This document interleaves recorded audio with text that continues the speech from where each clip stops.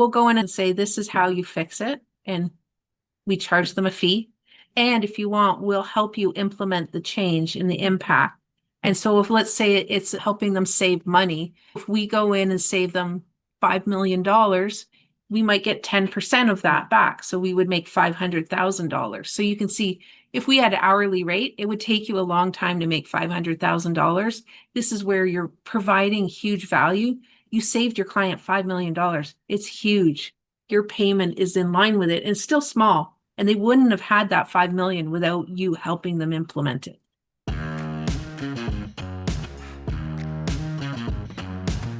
My guest today is Nicole Serena.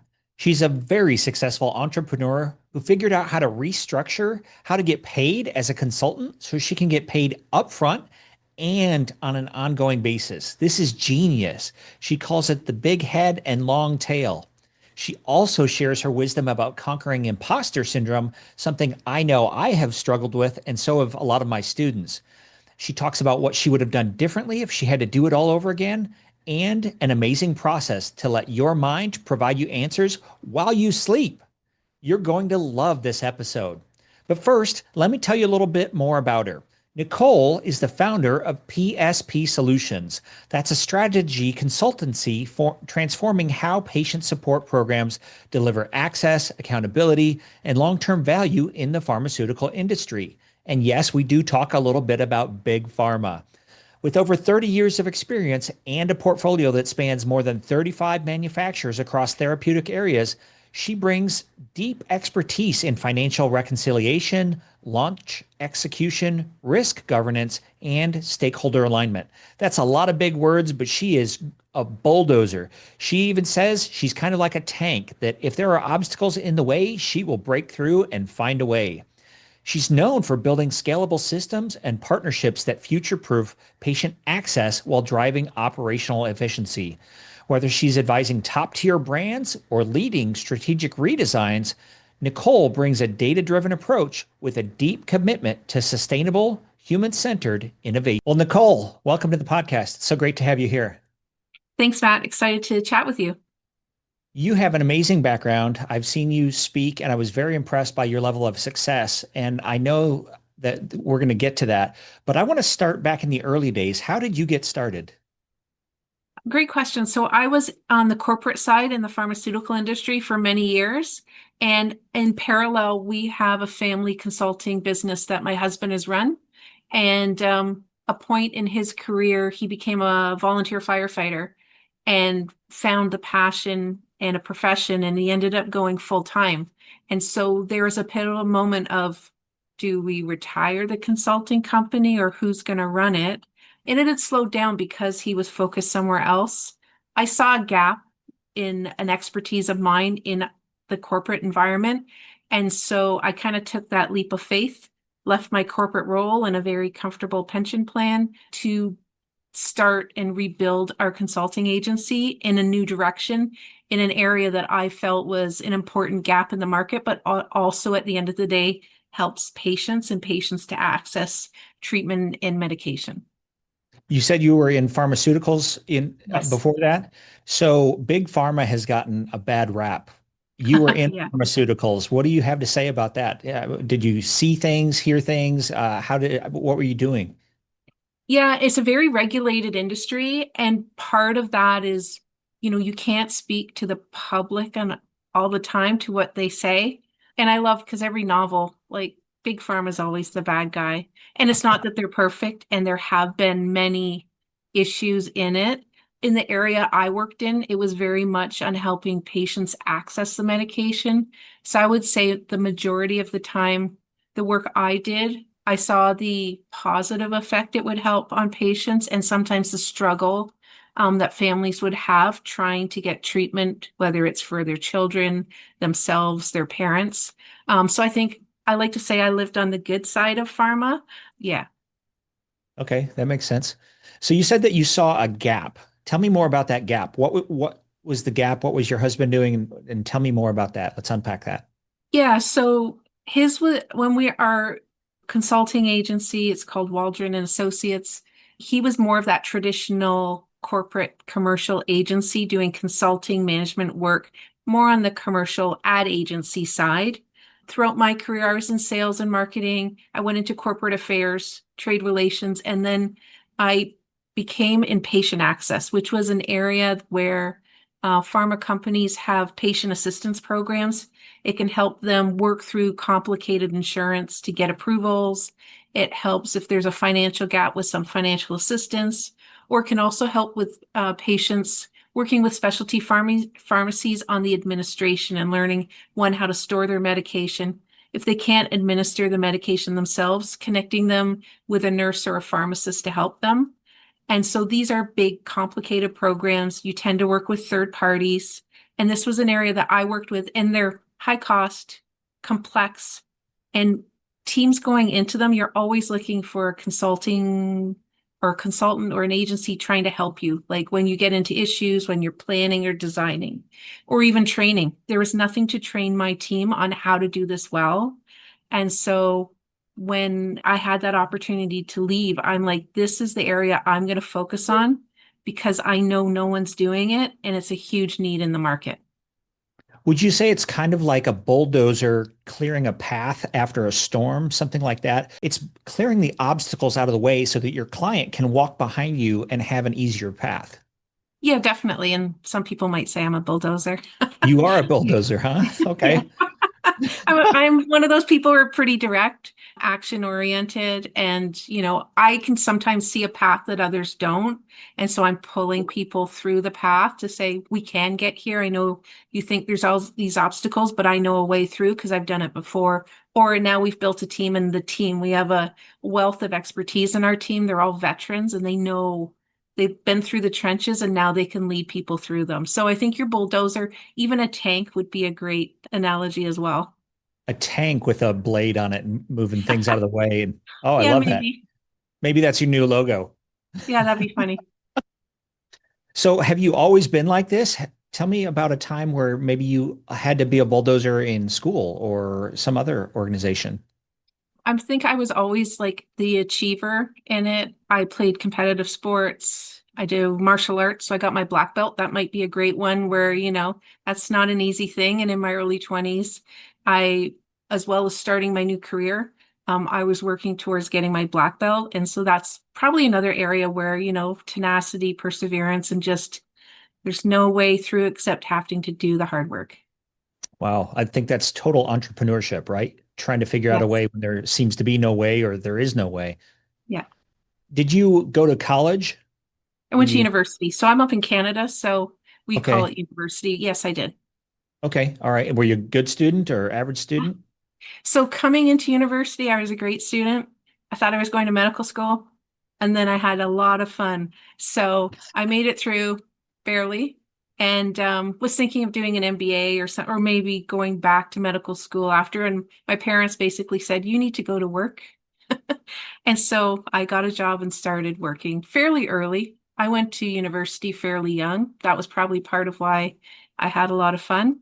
And, I learned after that through a corporate career, responsibility, importance of balancing both sides, having fun, but also getting the work done, doing your homework. That's been a big one. So even though we're in corporate life, I joke about I get my homework done. Wow, that's great. You follow through on your commitments. Yes. Yeah. What did you learn from getting your black belt? I think one of the big things I've learned, and it's kind of that, is like the calm through the storm. And it's funny in corporate life, everyone would always be like, you're so calm when there'd be crisis going on. And part of that, I believe, is from the training, learning breathing techniques, even, you spar and everything. I'm not a tall person. I'd spar with anybody. So there might be someone, I'm 5'5", sparring someone who's over 6 feet. And so it's all about, I know my skill and techniques. I know if I don't win, I'll learn from this. So you take the punches as you go and you learn from it. So I think that's what I learned from martial arts. Also the perseverance. Hard training gets you to an amazing level. Have you seen that happen in your journey as an entrepreneur, going up against some big companies or some battles maybe, and taking on the big clients and just relying on your skills? Yeah, I think that's a great thing. So I I only compete with myself. I don't worry about competition. Yet at the same time, and everyone asks, like, I have very large clients and I have some of the new starts in the industry. Part of that is not being afraid to go for the big projects, I think. Not being afraid, like, oh, you're a boutique agency of this size, how dare you think that you could work with that client? It's like, well, I used to work at those level of clients. I know how they work and I know I can help them. So it would be wrong for me not to dare and stretch and work with the companies that I know I can help. Okay. If you were Yeah. going to speak to new entrepreneurs, what would you tell them? I would tell them, one, it's going to be tough work. You're going to get a lot of no's before you get a yes. But when you get that yes, one, it's going to be fun. And two, another yes, and every yes beyond that will get bigger. There'll still be no's along the way, but also to lean on a network because it can be lonely as an entrepreneur. You and I are both in Genius Network. Hmm. Having networks of entrepreneurs, I always try to join one where they're people bigger than me so I can learn from them. They've been through the challenges I'm going to meet. And so you can learn beforehand and be prepared. But really having a network, even if it's a local network, there's lots of local networks that you can lean on. And then just to be brave. And even if you get 5 no's, there's a yes coming. That's great. You seem to know a lot about mindset. What else should we know about mindset from you? Great question.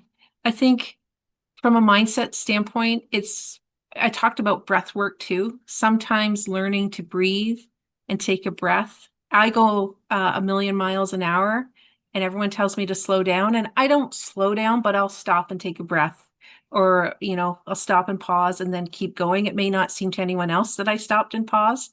And that's one thing too, is from a mindset standpoint, entrepreneurs tend to be quick starts. We go fast. It's important to pause along the way and really pause, look, am I going the right way? Recalibrate and then keep going. Yeah, Jason Campbell does a great job of teaching Yes. breath work. And one of the things that reminded me of this when I was in special operation, when I started at Austin EMS, rather, we had a teams building course and we had you didn't have to, but they wanted you to climb to the top of a telephone pole and then stand there and jump off and ring a bell. And I remember, Wow. yeah, it was pretty amazing just to get there.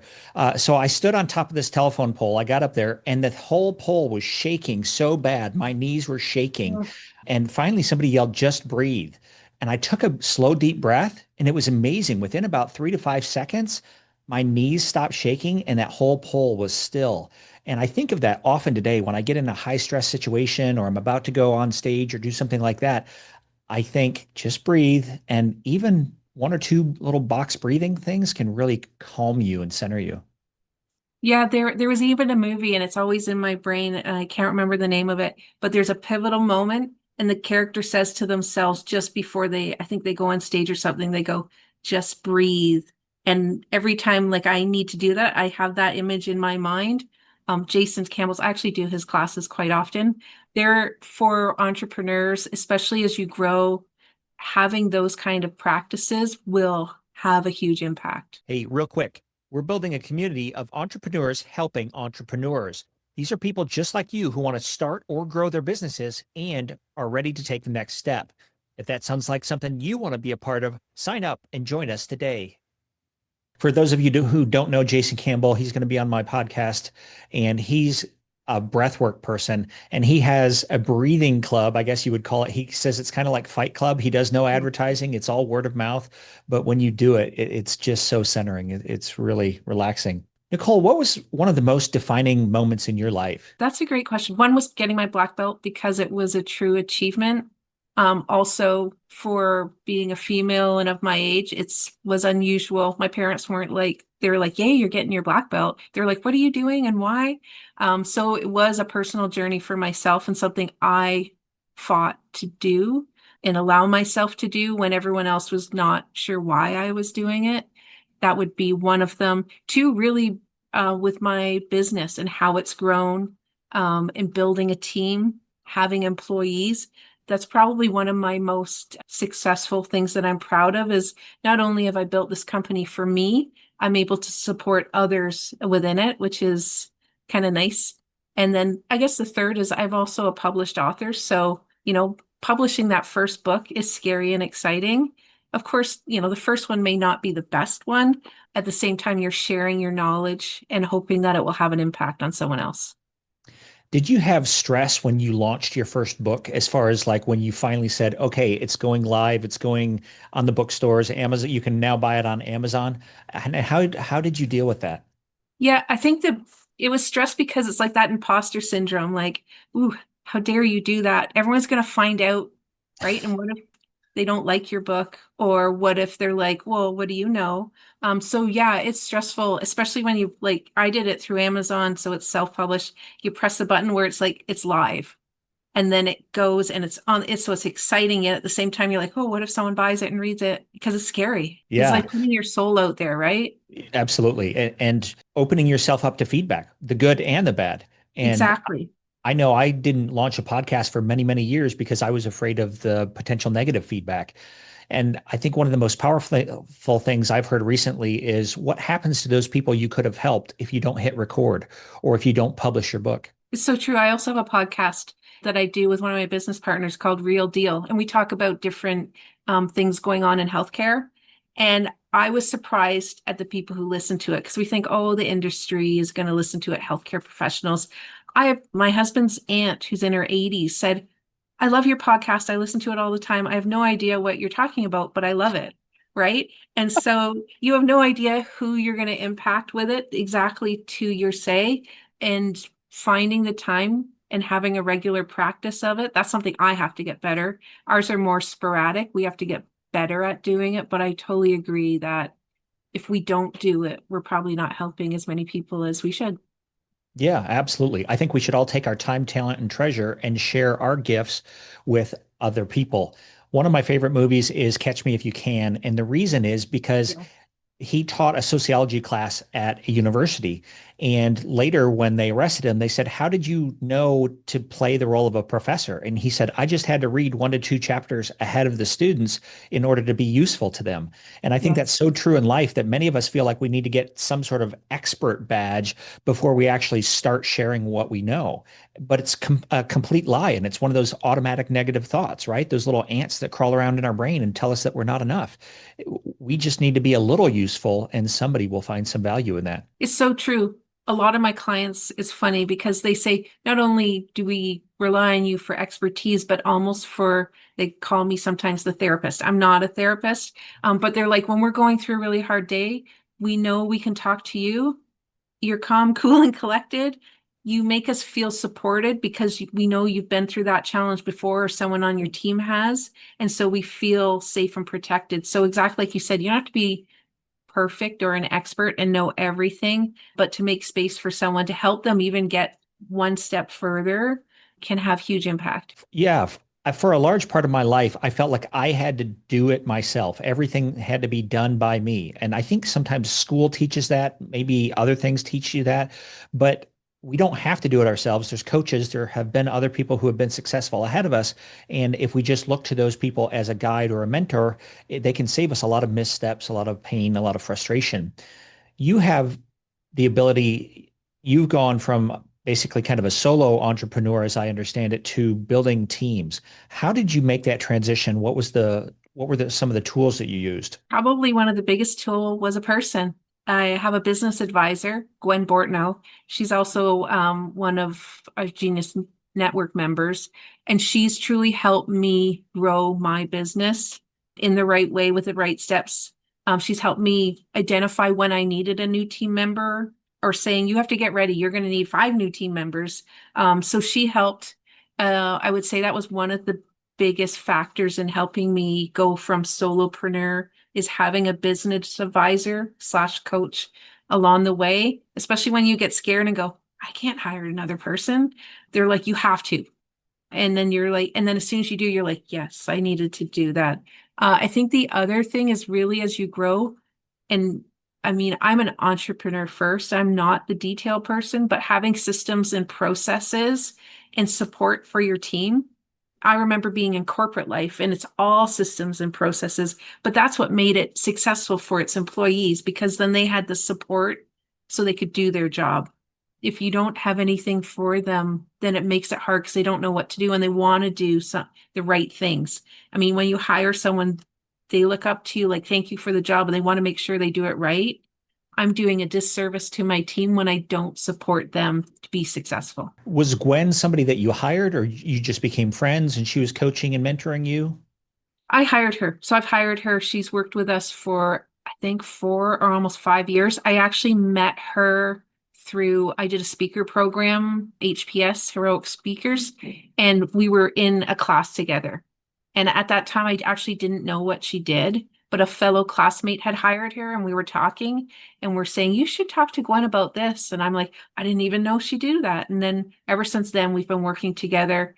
I also call her my cornerman. Like she has my corner, but she also will tell me the truth, the hard truth, if I'm not living up to what I should do. Systems and processes is a great example because I can just do it from what's in my brain. But she's like, people can't read your brain. You need to have the system so that your team knows what you're thinking and what your expectations are.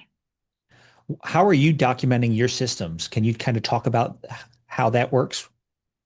So we've used different online platforms that are already available. And then part of our team, if they identify, we actually use SOPs, work instructions. So an SOP is a standard operating procedure, that sort of thing. So as my team identifies something that they're doing, we start to build a library of ways of working. What would you say? I want to circle back just to a second for somebody who maybe needs a coach or they need to hire somebody, but they may be worried about the financial ramifications of that. Are they going to get the ROI that they're looking for? What if money's a little tight? Is coaching the right thing, or is it sometimes a waste of money? I don't think it's ever a waste of money. And I think there's different ways you can do it because some will have an introductory call almost always to make sure it's a great fit. So it's almost like your free coaching session to try someone out. I always say start slow and start low. So try before you go big on a big coaching package, pay $10,000 or something. Like make sure they're the right fit. Test them, get references, always check to make sure you have a good fit. And sometimes someone may help you through one thing, and then when you get to a certain level, they may no longer be the right person and you need to find someone new. So don't feel that the first one that you work with, you have to stay with forever. They might just be there for a part of the journey. I think also there's a lot of online services as well. To your point, like your podcast on YouTube, there's so much on YouTube that you can learn first, but really get to know someone who, and think of exactly what you need. So when you're looking for a coach, what do you need and are they the right coach? I talk about Gwen a lot. She has a podcast as well. I think it's called Everyday Effectiveness. And she actually had an episode about do you need a coach, a consultant, or an advisor? And it kind of outlined each of those and why you might need them. I found that helpful to think of like, what do you need and why? Can you unpack that a little more? A coach, a consultant, or an advisor? What's the Right. difference? And it's funny, we've had this conversation a lot. So I'm a consultant, so I'm more like an advisor. I tell people what to do. So they're looking for me because of my experience to tell them a solution. So that would be like your advisor, your consultant. A coach pulls it out of you. So they'll ask a lot of questions. They're not going to solve it for you. They're going to support you and help you figure it out yourself by a lot of questions, is how I understand coaching was. And then I forget what the third one was. I think you Coach. said coach, consultant, or advisor. Yeah. So consultant and advisor can be different. The consultant usually has subject matter expertise and they're helping. An Mhm. advisor could be a business advisor where they may help you build a business plan or advise you through business growth. So that's where I think they're a little different. And then the third one's a mentor. So a mentor may help you where someone new in their career, new in their business, they're talking to someone more senior. Mentors don't always are a paid thing. So back to your, do I hire a coach? Maybe you get a mentor first because mentorship usually you're not paying for. It's usually, Mhm. a relationship with someone you know and that they're helping you through with their experience. So I mentor a lot of young employees, interns, that sort of thing as they're starting off in their career. What are some of the things that you're coaching and mentoring them on? What are the questions that they have, or do you have a game plan when you go and start meeting with them? Is this structured? Is it spontaneous? Do you invite them for coffee? So my first book was called Top Talent, How to Hire an Intern. So my experience in corporate was we hire a lot of interns they show up and we're like, oh yeah, we hired you. What are we going to give you? So it's really talking about how to build something. So when you're hiring an intern or a student and that sort of thing, you're giving them real work. And through that, it's really building the relationship with them. So sometimes it'll be a coffee, sometimes it'll just be a phone call. I always expect my mentees to come prepared. I'm busy. Don't waste my time. I'll give you the gift of time as long as you give me the gift of being prepared and it's a fruitful conversation. And it is a two-way relationship when you're doing mentoring or anything. So they need to show up as much as you show up. What kind of things would you have them do to prepare to meet with you? I'd ask them, let me know what you need help on. They don't have to be over, but like, do you have an issue at work? Are you trying to get a promotion? Are you trying to figure out how to get into a certain company or a type of role? That sort of thing. Those are usually things just so I can know what they're wanted to talk about. And so they're clear as well when they come in that we're not just, hey, how are you doing? How's your day going? It's like, no, you asked for an hour of my time. Let me help you. Sure. All right. Mhm. So I want to go back to the bulldozer or the tank. Yeah. That's what you're doing right now. Tell me a little bit. Can you share a case study or something that would help our listeners really kind of understand what your day to day looks like or what it looks like being a client of yours? Yeah, sure. And I mean, I now am at the CEO level, so a lot of my work is running the company, but we've actually been working on case studies, so it's like you knew we were doing this. I'll give you an example. So a lot of what we do, and I always tease my clients going, I hope you never have to hire me for this, but we call it a rescue. And so they may have a big program and something's going sideways in it. They're having staff issues, they're getting patient or doctor complaints of something's not going wrong. So some of it is we help in these programs to help a patient get their medication faster, get through all the paperwork to help them get their insurance, whether it's a public or private insured, to approve it so they don't have to pay for it. And so sometimes, you know, there's just a backlog. Maybe they forecasted they were going to get 10 patients and they got 1,000. And so we'll go in there and help them and go, hey, this is a people problem. You don't have enough people doing this. They're overwhelmed. That's why they're starting to quit, because there's just too much work for them. So then we help them redesign the program and still try and keep it sustainable. That's the other problem they may run into is they budgeted $1 million for the program and it's costing 5. And we're like, we have to find 5 million, or we go in and go, oh, we just need to optimize this program. There's some inefficiencies in it and help them through it. So a lot of the time we're either looking at the operational, the people, or the finance side and helping companies get through the issues. Describe how you would help somebody scale quickly if they had a people problem. Sometimes we'll see what kind of technology they're using, or we'll see so sometimes they'll be using clinical staff for very administrative, so high value people, and we'll say, hey, a lot of this is administrative. You already have some administrative people within, their third party. Can we offload some of that work?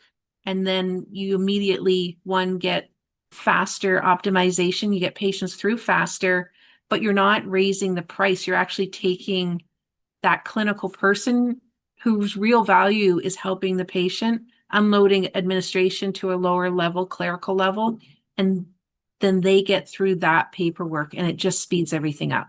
That's a very simplistic way, but that's one way we can do it. Yeah, that makes total sense. What if it Mhm. was a money issue, a money constraint? A lot of the time when we come in a money way, we'll look at where all the money's being spent. And so sometimes you'll look at, statements of work, master service agreement, fee schedules, and we'll do a deep dive into like the data side. We'll look at, are the pharmacies putting in the appropriate amounts? Are there duplications? Is there anything going on that's making this program way more expensive? Or we'll turn it around and go, did you have a proper forecast for this compared to it? And maybe we have to go back to the table and redesign your forecast for the reality of what we're seeing. Because sometimes it's a good news story. You thought you're going to help 10 patients and 1,000 showed up. So for the company, it's like, we have to readjust the forecast in the positive thing. Because of course, pharma, it's sales. So that's a good thing. For the Yeah. patient, it's good because more patients are getting the medication they may need. And it's just managing that through and identifying why, and then how they're going to get through it. I think it's very interesting. I had an aha moment listening to you talk about it. It's almost like you're the clinician for clinicians. You're coming in and diagnosing their problems in the business of their healthcare. Exactly. Yes. Yeah, I That's joke that I can help the US government with their big, huge budget someday too, and not gonna have to fire everybody, if I'm allowed I to was say going to that. say, yeah, you're going to come in and replace Elon Musk, especially now that I don't know if you saw the news, not to get political, but apparently he and Trump are having a big falling out, and so he may be out. So, do you want maybe we could get some connections to the White House, and you could be the next big thing? Well, we do it through data, right? So we don't do it by, I think there's a lot of money play in there that you could probably, with markups and everything, that you wouldn't be touching people's jobs and everything, and you'd improve not only the government budget, but also the patients at the end, because sometimes you have to pay out of pocket, right? Um, Yeah. so not to get political or get new business or anything, because that would be a huge project. But the stuff that we do, that's how we do it, is we go into the data and really look for inefficiency and find, I call it the hidden gold. Speaking of hidden gold, you have something called value-based agreements. Yes. You did a talk on this. I was fascinated, and that's one of the reasons we connected on this podcast. So, can you help us understand what a value-based agreement is and how this is so valuable to both the customer and to you? Yeah, sure. Value-based agreements, they're fun. And it's all about, so a lot of the time, traditional work, especially in consulting, is time for money. We work hourly rates. So I work 10 hours and I get this rate and you get this. Sometimes for clients, we have a big project and they get sticker shock on the price. Sometimes too, they'll want us to do the diagnostic. We do it. We tell them how to fix it. 2 years later, they come back and go, we need your help again. And really it was because we did the diagnostic and not walked them through the implementation. So a value-based agreement is we're doing it through the value that we provide. So we'll do a diagnostic, then they'll walk them through the longer implementation. And through the longer implementation, we get paid for results. So if they get savings, then you get a percentage of the savings. In another example, if someone was more helping someone with in sales or marketing, you might get a percentage of their sales growth. And so it's really value-based because you're getting paid on the value that you're providing, whether you're increasing or providing efficiency. And the best part about it is your client's paying you when they've done really well. So you provided immense value to them and they're paying you for that value. Kind of the model they call it is big head, long tail. So the big head is the project that you do. The long Mhm. tail is the long-term engagement. You become a strategic partner with your client and you help them the long way and you get paid the whole way. It provides you long-term income, but you also bring long-term value to your client. So you're getting paid based on results. Yes. Okay, I like that. As an entrepreneur, I think most entrepreneurs want to get paid based on results. So, some of our listeners may be new entrepreneurs who don't understand everything that you just said. Could you give us a hypothetical example of going in and helping? I know you've done some very, very large numbers, but just something so that people can make it more concrete. Sure. I'll give two examples, one kind of from what we do and then one from your coach analogy, let's say. So from one we do is like, let's say we go into a client to that rescue where something's not going right with their program. So we'll go in and diagnostic and say, this is how you fix it. And we charge them a fee. And then we say, and if you want, we'll help you implement the change in the impact. And so if let's say it's helping them save money. So if we go in and save them, I'll make it up, $5 million, we might get 10% of that back. So we would make $500,000. So you can see if we had an hourly rate, it would take you a long time to make $500,000. This is where you're providing huge value. You saved your client $5 million. It's huge. Your payment is in line with it and still small. And they wouldn't have had that 5 million without you helping them implement it. With the coaches, so maybe a coach is coming in to support a client who's building, an entrepreneur building their business. And that entrepreneur, to your point, they can't afford to pay maybe their rate. So what they might say is, hey, pay me what you can. So if my rate is $10,000 a month, I can only pay $2,500, but I'll give you a small percentage of the growth in my business. And you can put a time limit on it, say a year, 2 years. But that way the coach is all in as well. So they want that entrepreneur to do well because their income is based on their success. It's kind of a neat model because it really makes you want your clients to succeed. It becomes from a transactional model to a value model. So it's not like pay me, here you go, I'm out. It's pay me, I'm going to help you, I'm going to help you, I'm going to help you. And you get paid more and more as they do better and better. So that's that big headlong tail thing is it's not just a one-time payment. I love that you're walking with them. I see you kind of linking arms, arm in arm. You're walking the path together because some people want it done for them, but you're doing it with them. And that's a huge shift. Have you Yeah, seen that's a it? great way to say it. Yeah, it's Cameron Harold had a tattoo on the other day. It said, "We're both walking each other home." And I love that line that again, walking arm in arm, we're going to do this together. And at the end, you're going to win. I'm going to win. We're probably going to be great friends. We're going to have a long-term relationship because everybody's benefiting. You're benefiting by helping your client, who your client is probably going to refer you more business. And it's just this kind of never-ending machine of revenue for both of you. Exactly. And if anything, we want them, they'll do more. They'll be like, can you help us here? Can you help us here? And you really become that partner with them rather than it just being that transaction of you come in, I do a bit of work. Maybe I'll call you later. It's that you're there all the time and supporting them. What's been your greatest challenge and how did you overcome it? Some of the biggest challenges really, I would say imposter syndrome sometimes of like, wow, like you're like, can I do this? Should I do this? Who am I to do this? Right. And I think a lot of entrepreneurs, as you grow, it's a bit of that where you're to the whole, am I an expert in everything? Of course not, but I can help people get there. I don't need to be an expert in everything. I need to have knowledge. And then I hire great experts under me to do it, but it's really growing. Just recently, I was at an executive retreat for my company, and it was actually realizing to myself, oh, I'm now at this level, and I was acting like I was like a year ago level, right? And you're like, you're like, no, you have to live here now because that's what your team and your clients expect of you.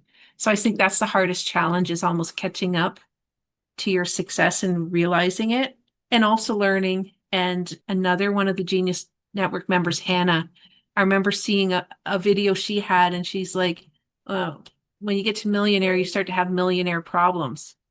And that's okay because that's what the type of problems you can now handle, right? And so just because you're successful doesn't mean you have zero problems. You actually have bigger things that come up, and that can be a challenge until you're like, no, I'm at this level. These are the types of things I should expect to happen. Yeah, absolutely. I think life is kind of like a video game. And we're at level 27 right now, and we kind of hit a level and we Yes. slay the dragon on that level. And it's like, now you're at level 28. Here, you're going to have new problems. Yes. How did you overcome? You mentioned some things, how you overcame the imposter syndrome, but did you ever think about like affirmations? You said you hired a team. What else have you done to conquer that imposter syndrome? Because it's so prevalent. And Oh, even it is. just getting started sometimes, I know my students, the EMT and paramedic students, the paramedics were about to graduate a class and they just feel like, oh no, I'm an imposter. I don't know what to do. Yeah, I do. Mindsets, like we talked about earlier, is important. Journaling, giving myself goals and stretch goals to almost have myself live in the next step so I'm ready for it, I think is a key part of that. I do meditation every day, so guided meditation, again, to calm the mind, inspire yourself, being in a group of other inspiring people, reading inspirational like work is, I think, part of that is really watching other people and learning from them to inspire you. I think that's a lot of it. I heard Dr. Benjamin Hardy speak just this week at a conference, and he Oh, has a you're great book. lucky. Yes, he's an amazing guy. And to the listeners, if you have not connected with Dr. Ben Hardy, Dan Sullivan, they have Who Not How, 10X is Easier Than 2X, lots of great books. And he has a new book about scaling. And one of the things that I loved is that the way that we solve the problem is we come from our future self. And so Exactly. this morning I was thinking about it. It was like that your future self should pull you up the mountain rather than sitting here looking up the mountain. How do I get up there? You go to that future self, that, 10 million or $100 million image, whatever it is that you have of yourself. And you say, I need you to help me come to the next level. You've been there. You've been to those levels, and some of them very high, as I understand it. Yeah, and it's true. I love all of those books. Who Not How was one of the key books for me in building my company. Instead of trying to figure out how to do everything, it's figuring out who can actually do it for you. And then 10X one is great too, because we traditionally think more 2X. How do I double my business? How do I double my business? Instead of how to 10X your business, right? That I'm in strategic coach, that mindset. Everything I do is I look at how do I 10X it? Because 2X is hard. That's what everyone thinks. Oh, it's so hard to double my business. Well, 10X, and it sounds crazy, is easier because you think in a totally different way. Yeah. And I love the example of if you wanted to create, let's say, $100,000 business or $1 million business, there's 1,000 ways to do that, let's say. But the problem is that it's thinking too small. If you say, I want to do a $10 million business, there's usually only one or two ways to do it. And so it makes that filtering out thing so much easier. And then you can look and say, well, how do I do that? And one of the other things that they talk about is decrease your time frame, because when you say, I want to, let's say, make $1 million business in 5 years, and you say, now let's make $1 million business in 2 years or 3 years, pretty soon all of these filtering out that you need to do goes away, and you see the next domino that needs to fall. Exactly. And for me, the value-based agreements was a key area that we 10X our business, because in the past you would charge, 10,000 or something like that for a one-off diagnostic without any tail after. I save my client, like I said, if I go from 10,000 to 500,000, that's way more than 10X, right? And Yeah. you do a couple of those in a year, your company goes boom. So even for a coach, a mentor, any kind of one, even, I mean, I gave examples in my 10-minute talk. I now think that way. And I talk to people and go, that's a value-based agreement. And they're like, what? And I'm like, if you did it this way, you do it this way. And they're just like, oh, had never thought to do something that way. Are you doing any coaching or mentoring on this concept of value-based agreements? Are you doing more talks or I'm monetizing happy this? to do more talks. I haven't. I mean, our other business fills most of my time. Most of the time, it's in conversation with another entrepreneur, and I just, in conversation, will give them the secret, but I haven't yet. Maybe it's the next book. It could be. I think it should be. Speaking of books, you have Open Loops Journal coming out Yes. soon. Is that Yeah, right? that's a fun one. Tell us about that. That sounds amazing. Yeah, and that actually started, I was at a meeting and Nick Peterson talked about this open loops process. And I was like, well, I need a worksheet or something to do it. And he's like, well, go make it. And so I did. And so I made a journal. And so there's a 30-day and a 90-day journal. And it's really about getting your busy mind onto paper and allowing your mind time. So at night, you kind of write down everything that's on your mind. So what do you do today? What do you need to do that you know what to do? What do you need to do that you don't know what to do, and what's on your mind? And then you kind of give yourself 3 questions.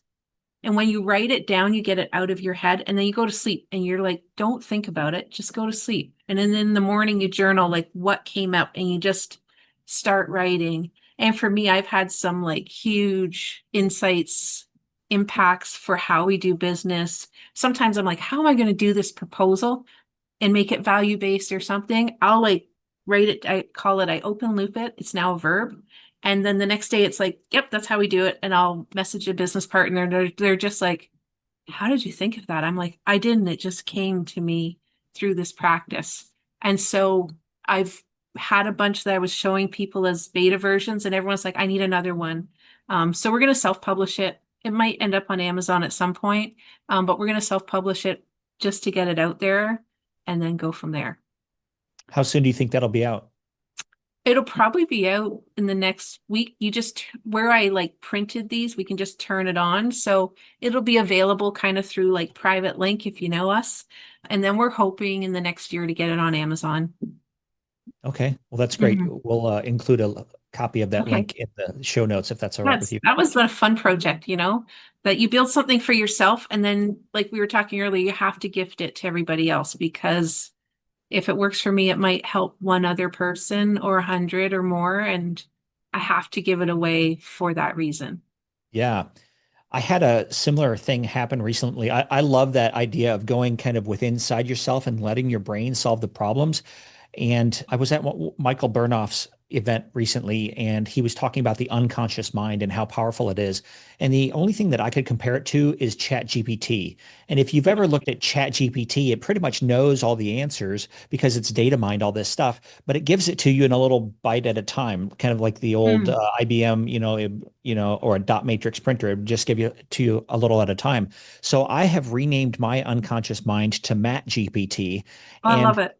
when we ask the question, so many times we are in this immediacy society, like now, now, now. But if you actually just let your mind mull it over, it'll give you the right answer nearly every time.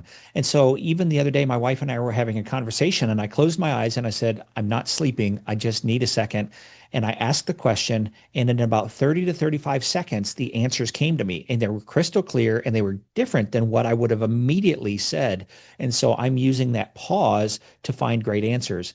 And you probably have done something similar where you can ask in a journal, what should I do about this? And if you just sit there and it's like the universe, God, whoever you believe in, whatever you believe, downloads whatever the right answer is to you. So that open loops thing is really beneficial. And I call them downloads because sometimes you'll just get a download, right? And you just start writing, or to you say, if you give yourself a moment to think, it'll come to you. Or the classic is it'll come to you like 5 hours later and you're like, I need to write this down. Yes. I think it was in Napoleon Hill's book, Think and Grow Rich. He described somebody who was sitting there. He might have been describing Thomas Edison. He would sit there in a dark room in a chair and he would have ball bearings in his hands and he had a metal pan on the floor and he would ask the question. He would close his eyes. And then as his hand relaxed, those ball bearings would fall out and they would hit the metal pan and wake him up instantly. And that was when he knew he was relaxed enough. And whatever he thought of at that time, he would start writing out. And almost all of his good ideas came as a result of just asking and then waiting for the answer. So Hmm. this is another technique. This is wonderful. I Yes. love this. Yeah. And it's not my technique. I just made it into a journal. Well, I think that's great. I think your value-based agreements, I think there's some YouTube talks there. I think there's a book there. It's so valuable. I'm surprised that more people aren't using it. So I hope that you can be the catalyst or the lighthouse that shares Yeah. that message with more people. It's wonderful. Yeah, that would be fun. Yeah. So Nicole, as we start to wrap up here, what haven't I asked you that I should have asked you about? I love when you ask questions like that. What have you haven't you asked me? I guess what I'm gonna do, like what's my next leap, right? Yeah, that's a great question. What's next for you? One area is I'm gonna expand in my martial arts practice. So I got my first black belt or my second black belt early. And so I did have, I had some injuries along the way, which slows you down. But I found another group that I'm going to start training with in a slightly different style just to fill. So I'm excited about that. And then excited, I'm starting a couple of technology tools for our business. So going from consulting and value based, bringing in tools that will add even greater value in that like tail from an income standpoint. Again, in gaps that I see in the market, I look for where something is missing and then try and fill the gap. And so I have a technology provider I'm partnering with. So that's kind of my big excitement next. And I've got a couple of patents for that too. So I'm learning the whole IP part of it. Wow, that's fascinating. Yeah. Who would you describe as your ideal client? If somebody's sitting out there and they've loved the podcast and they said, I really want to work with Nicole, but I'm not sure if I'm a right fit for her. Can you kind of describe who's your avatar? I think my avatar, I mean, a lot of my avatars in the corporate style, but even like a corporate client who's listening to this, it's someone who is open to maybe not doing it the traditional way, being open to different solutions to solve a problem, but also different solutions and how you're going to pay someone to do it. So I change up. I'm a bit of a disruptor in my industry, even with this whole value based, because a lot of the time procurement wants you to put it in a certain way. And so it's one, finding the right decision makers. So I want to find someone who's an influencer or a decision maker who understands and will be creative. So I would say that is like who my perfect client would be.